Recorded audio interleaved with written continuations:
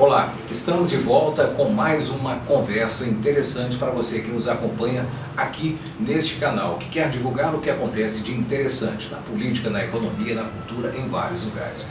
Como sempre, vamos começar com um poema escolhido muito especialmente para homenagear o nosso entrevistado de hoje. E o poeta é Afonso Romano de Santana, um grande mineiro, hoje morando e há muito tempo no Rio de Janeiro, que nos deu de presente Ser Nacional. Neruda dizia cansar-se às vezes de ser homem. É normal. Às vezes me canso de ser brasileiro 24 horas por dia. É mortal. Não que de manhã quisesse ser francês, comer baguete, no almoço ser italiano, com ravioli ou espaguete, e no jantar comer frios alemães e belga comer ralete. Refiro-me à honra dos impostos. Pago como americano, mas quanto aos benefícios me dão cano. Já que pago pedágio com reincidência francesa, gostaria de, além da estrada, ter serviço médico à inglesa.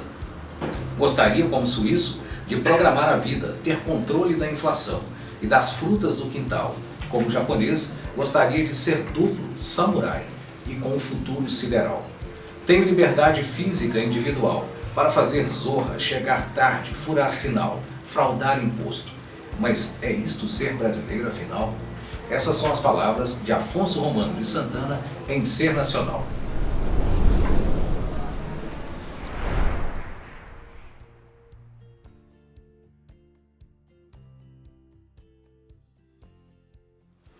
E é com essas palavras de Afonso Romano de Santana, escolhidas para homenagear o nosso entrevistado, meu queridíssimo João Paulo Barros, nós vamos começar a conversa. João, enorme prazer tê-lo aqui. Obrigado por estar aqui, Márcio. É um prazer estar aqui com vocês. O João é um entrevistado muito especial porque tem uma trajetória também ela muito especial. João, de líder estudantil em Divinópolis até alguém bastante hoje ligado ao meio político em Belo Horizonte. Como é que foi isso? O Cefet foi o início? Não foi o início. O início, eu acho, Márcio, foi bem novinho, eu estava na 6ª série. Foi a primeira vez assim que eu comecei a participar de um grêmio estudantil, né? Eu sempre estudei escola pública. Em Divinópolis eu estudei 9 anos numa escola que hoje não existe mais, que é a escola Mendes Mourão, que ficava ali na Divina Espírito Santo. Hoje é o SESEC, e lá eu comecei a participar do movimento estudantil, e foram 7 anos, assim. Mas o Cefet eu acho que foi um ponto, né, que se abriu oportunidades para que eu estivesse aqui em Belo Horizonte hoje, envolvido mais diretamente a política, participando de discussões mais amplas e nunca perdendo a conexão com Divinópolis, porque, como diz meus pais, a gente sempre tem que olhar para os pés, né, de onde a gente veio. Mas a minha trajetória nos movimentos sociais, no movimento estudantil, foi em Divinópolis, foi na 6ª série, e aí se estendeu, né? Depois eu fui participar da União Estudantil Divinopolitana, eu fui presidente da União Estudantil Divinopolitana em 2013, 2014 e 2015. Participei no Cefet também como vice-presidente do Grêmio, e isso abriu também várias oportunidades. Fui do Conselho Municipal de Educação em Divinópolis por causa do movimento estudantil. Participei do Fórum Municipal que planejou 10 anos aí de educação em Divinópolis. Então eu tive muitas experiências por causa do movimento estudantil. E quando vim para Belo Horizonte para estudar na UFMG, não é diferente, né? Quem tem a vivência na Universidade Federal sabe que existe um movimento estudantil, uma organização muito complexa e muito viva, né? E que eu também fiz parte. Então eu participei da Federação Nacional do Campo de Públicas como diretor de Relações Institucionais. Então eu pude alcançar vários diálogos e vários assuntos temáticas, né? Com grandes pessoas, assim, por causa da federação. Então a gente discutiu os desafios para os municípios brasileiros, inclusive eu fui realizador e fiz a curadoria de um evento hoje com o Eduardo Leite, né, governador do Rio Grande do Sul, com a Marielle Franco, que infelizmente foi vítima de uma barbárie. João, a base foi o movimento estudantil. Sim. Eu não posso deixar de perguntar, como é que você avalia no momento em que o Brasil está o movimento estudantil? Márcio, às vezes, né, a gente vive surtos, crises, que eu acho que reativa, né, e reorganiza e faz tomar discussões os movimentos sociais de uma outra forma, né. Hoje eu observo que o movimento estudantil está de novo se reorganizando e tomando discussões muito vivas. Eu, durante o movimento estudantil, sempre fui muito crítico. ao movimento estudantil nacional pelas suas discussões, e isso nunca foi muito bem resolvido, assim, porque eu acho que a gente está numa outra era, a gente está num outro tempo, achava, né? Agora eu já estou me questionando isso tudo de novo, e achava que as discussões tinham que ser outras, né? A gente perguntar qual que é a função do movimento estudantil para o Brasil, qual é a função do movimento estudantil nas escolas, e realmente, será que a gente está fazendo certo? Isso por causa também de muitos aparelhamentos, né, que o movimento estudantil sofria. Eu acho que o movimento estudantil, para mim, foi uma escola, e eu acho que é uma escola para os brasileiros, uma escola de cidadania, uma escola de protagonismo, uma escola que faz com que a gente se torne crítico e se envolva, né, nas questões públicas, de fato. Então, hoje eu vejo o movimento estudantil de uma forma que está se reorganizando e está muito vivo. A gente está vendo aí as manifestações em relação à educação, os cortes que as universidades públicas brasileiras estão sofrendo, não só as universidades públicas, como toda a rede de ensino, né? Então, eu acho que o movimento estudantil está tendo um papel, sim, muito ativo de trazer essa discussão e fazer barulho, ir para as ruas. E esse movimento te levou, vocacionado, que é para a coisa pública, para Ciências do Estado. Ciências do Estado. Hoje eu faço Ciências do Estado na Universidade Federal de Minas Gerais, na UFMG. E aí, em geral, o que eu mais ouço é que curso é esse, né? Que curso é esse? Esse é um curso novo no Brasil, só está sediado na UFMG. E ele tem como objetivo muito claro e isso é bem definido, assim, é um curso interdisciplinar, generalista e que pensa no setor público. Eu estava conversando mais cedo com uma aluna e estava dizendo para ela, né, que existe hoje um campo no Brasil que se organiza para discutir o setor público. E aí esse campo, que é chamado de campo de públicas, né, ele reúne algumas graduações, como por exemplo a gestão pública, a administração pública, políticas públicas, gestão social, defesa e a própria ciências do Estado. Quem que é um profissional de ciência do Estado? Quem que é esse estudante de ciência do Estado? É um estudante que está preocupado em entender 3 óticas, Márcio. A ótica social, a ótica jurídica e necessariamente a ótica política. Que eu estou mais inclinado, obviamente, acho que pela minha história, pelo meu interesse mesmo, mas que a gente passa por essas 3 esferas e para se tornar profissionais ativos da democracia, né? Então, profissionais que constituem políticas públicas, profissionais que supervisionam políticas públicas, profissionais que elaboram, né, soluções para os desafios crônicos que o Brasil vive, profissionais que estejam preocupadas em fazer talvez essa radicalização da democracia, ou seja, essa promoção de cidadania. Tem uma proximidade muito grande em trabalhos também com grandes figuras da política. Por exemplo, aqui em BH eu sei da sua proximidade, eu sei que te ouve muito o Calil. Eu estive com o Calil algumas vezes, sou muito próximo, né? Logicamente que a gente que é interessado por política, mas é uma coisa assim que não é tipo um vício, né? Porque tem uma frase que é quando a mente se abre para algo, né, ela nunca mais se torna do mesmo tamanho. Sim. E política é assim, a partir do momento que você entende a política, você não quer deixar de ter, né? De compreender, de estar participando ativamente. Então eu saí de Divinópolis, onde eu conhecia as figuras públicas e tal, e assim que eu cheguei em Belo Horizonte eu falei assim, eu vou me relacionar com a minha nova realidade, né? Então eu estou morando aqui em Belo Horizonte há mais ou menos 3 anos, quase 4. Então eu fui me envolver e fui buscar, e eu tive a oportunidade de inicialmente participar de algumas campanhas eleitorais. Logicamente eu fui fundador de um partido político, da Rede Sustentabilidade, me desfiliei em 2015. Depois logo me filiei ao PSB, que é o Partido Social Brasileiro. Logicamente que isso também foram escolas muito grandes para mim, assim, de entender o que é o partido político no Brasil, a sua importância e assim, todos os seus defeitos, né, e que são muitos. Os partidos estão numa fase de redefinição. Sim, e logicamente que esses contatos nos foi fomentando conhecer essas pessoas, e aí eu me conheci o Calil e a gente começou a ter um diálogo próximo, principalmente depois da campanha de 2018.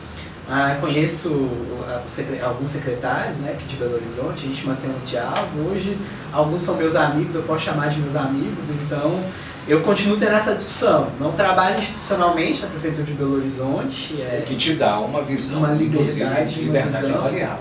Eu vou aproveitar essa liberdade. Vamos pensar na governança, na qualidade da governança em Belo Horizonte. Esperava-se muito do Calil.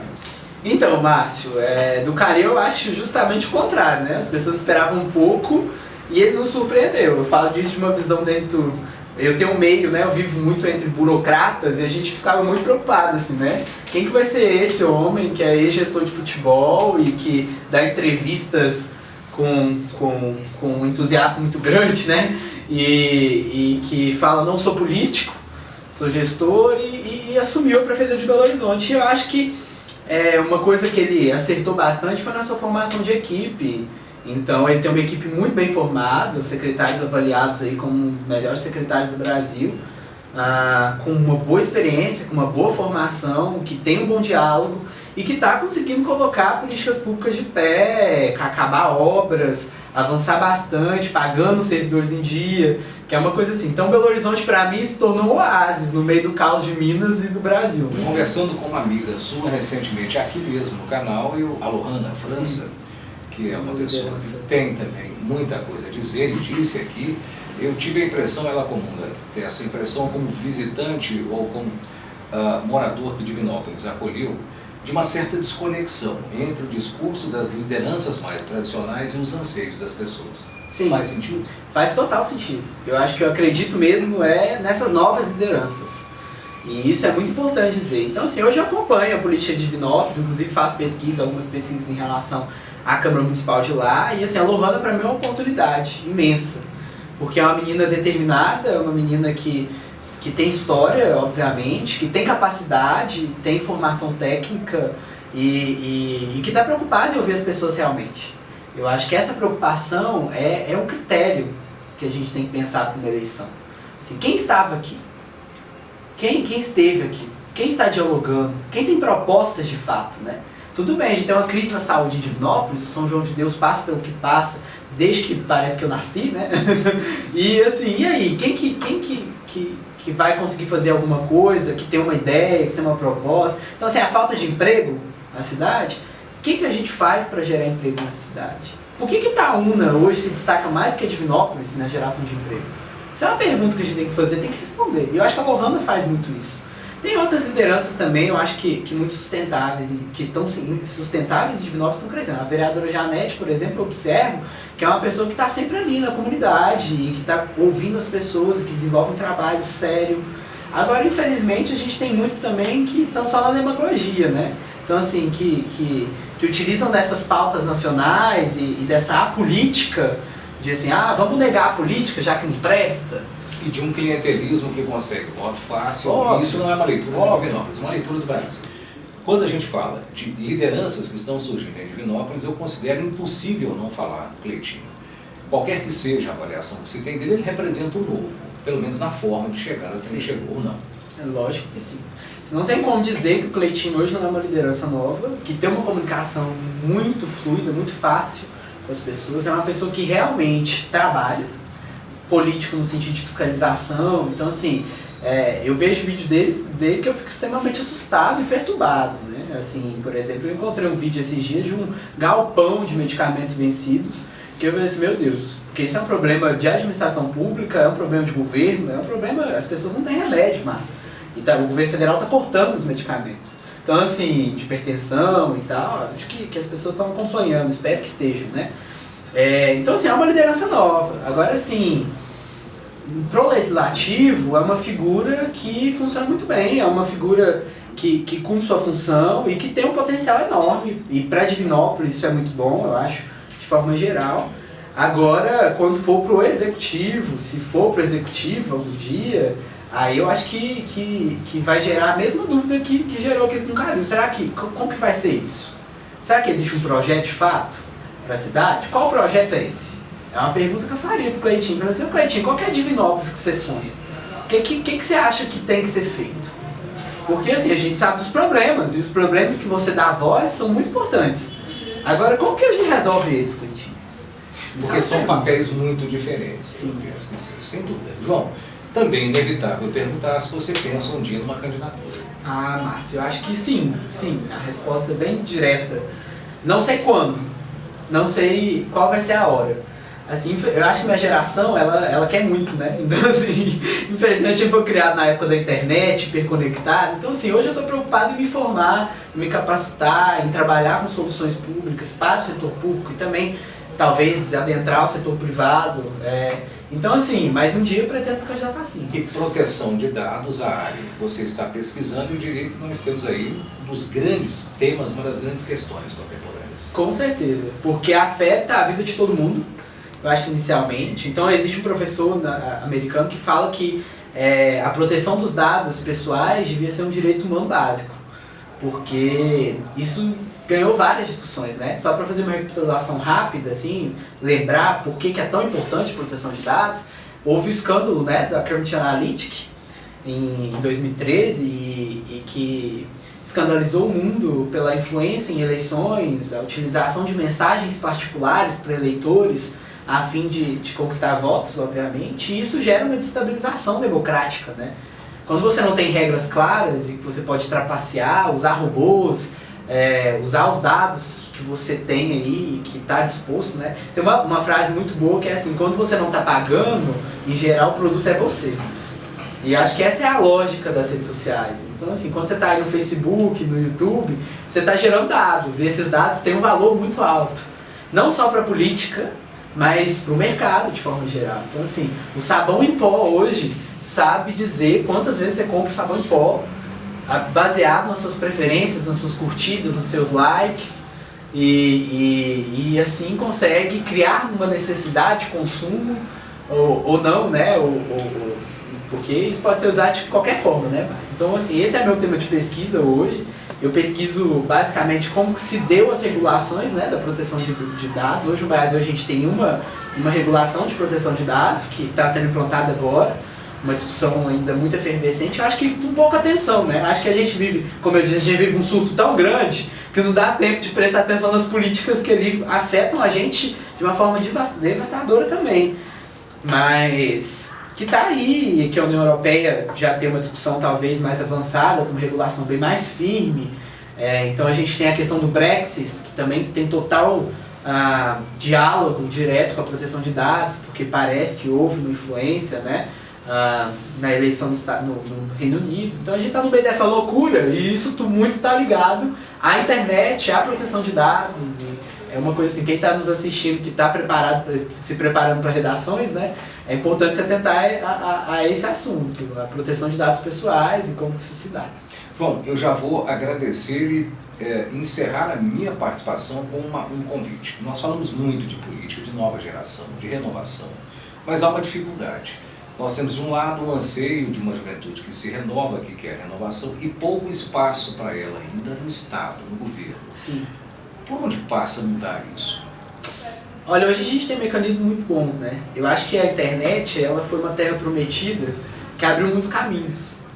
Então assim, além dos problemas, que inclusive eu gosto muito de estudar, que é a proteção de dados e tal, a internet é um campo muito bom para se posicionar novas lideranças, para fazer esse diálogo de fato com as pessoas, alcançar as pessoas, né? Eu acho que assim, não tem como fazer política sem diálogo, não tem como fazer política sem conversa, sem ouvir. Eu acho que é uma coisa que falta. Assim, não tem como eu querer ser uma liderança sem querer ouvir, Márcio. É impossível. Porque ouvir, eu acho que é um dos fundamentos da política. Porque não tem como você buscar soluções sem ter um processo de escuta.